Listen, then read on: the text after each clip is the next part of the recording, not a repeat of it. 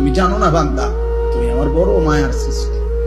তোমার মারে জিজ্ঞাসা করে দেখো, আমি কোনোদিন তোমার মাকে তুমি যখন গর্ভে ছিলা জিজ্ঞেস করি নাই যে মা তোর ছেলের নাক লাগাবো, কোথায় লাগাবো, তুই মা বলে দে। আল্লাহ বলে না, আমি কাউকে জিজ্ঞেস করি নাই, আমি মালিক আমার নিজ হাতে, আমার কুদরতি হাতে বান্দা। বড় বেশি সুন্দর করে আল্লাহ কসম করে বলছে, 4টা কসম করে আল্লাহ বলছে, ওয়াত-তিনি ওয়াজ-যাইতুন ওয়া তুরি সিনিন ওয়া হাদাল বালাদিল আমিন।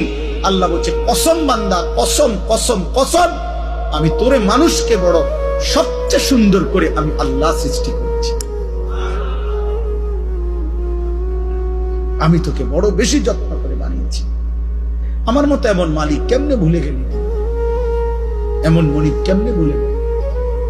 এমন মালিক কেমনে ভুলে গেলি?